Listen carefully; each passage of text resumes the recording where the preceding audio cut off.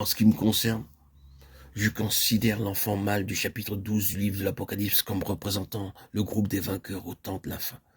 Je constate deux choses. C'est que cet enfant mâle fait l'objet d'une allusion au pluriel. Il, I-L-S. Nous avons au verset 5, elle enfanta un fils, un enfant mâle. Et au verset 11, et ils l'ont vaincu. Il s'agit là non pas d'un être simple, d'une personnalité unique, mais d'un corps collectif, ou disons-nous, d'un être corporatif. Le mot grec technon, enfant, n'est pas employé dans le Nouveau Testament à propos du Seigneur Jésus, tandis qu'il l'est souvent quand il s'agit des croyants. Il est vrai qu'au verset 5, nous avons le mot huios, fils, qui est fréquemment usité en parlant de Christ. Mais l'emploi combiné dans ce chapitre de technon 2 fois, de huios 1 fois, ne fait que confirmer notre point, s'il ne le prouve pas.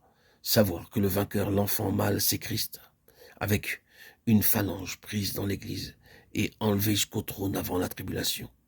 Apocalypse 3, 10 et 21. Certains d'entre vous ne réaliseront peut-être pas la portée de cette conclusion, mais d'autres se rendront compte de l'importance de cette affirmation à cause de toute une école qui interprète ces événements comme s'étant accomplis au moment de l'incarnation et regarde l'enfant mâle comme représentant le Seigneur Jésus lui-même. Mais pour établir la chose d'une façon concluante, on est obligé de faire violence au contexte qui oppose à cette explication de sérieux obstacles. Par contre, si notre interprétation est exacte, alors nous allons maintenant pouvoir faire un pas de plus et embrasser du regard l'événement capital qui nous est présenté ici dans ce livre de l'Apocalypse 3, 10 et 21. Quelle est donc cette révélation? Quel est donc cet élément central? Qu'est-ce qui occupe la place suprême?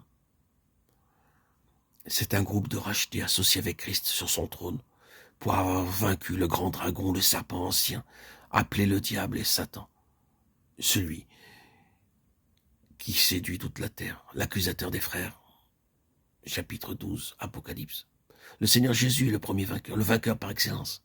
Et ce que nous avons ici, c'est une phalange de croyants qui est devenue une avec lui et qui partage son trône. Or, bien aimé, toute l'histoire de ce monde a son aboutissement là.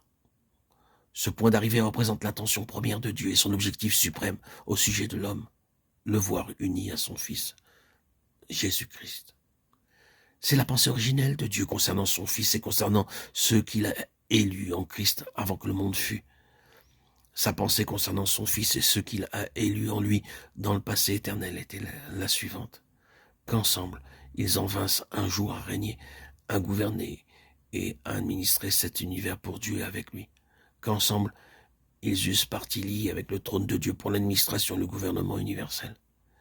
Cette pensée-là, cette vérité-là est sous-jacente tout au travers des Écritures. C'est sur cet objectif-là que Dieu a son cœur. Et c'est contre cet objectif-là que cet autre, dont les différents titres représentent autant de formes variées de son activité, de son caractère, c'est contre cet objectif que Satan s'est dressé tout entier dans un effort multimillénaire de résistance et d'obstruction. Mais Dieu suit sa pensée, sa décision est prise. Son plan pour nous en Christ est arrêté. Il a disposé de son trône et les vainqueurs sont ceux qui réalisent ce plan de Dieu. Cette phalange personnifie l'intention originelle de Dieu. Elle est la sphère en même temps que l'instrument de son succès. Ces rachetés proclament le triomphe de Dieu en ce qui concerne sa pensée de tous les temps. C'est pourquoi réjouissez-vous, cieux, et vous qui habitez dans les cieux, car Dieu a réussi en dépit de tout.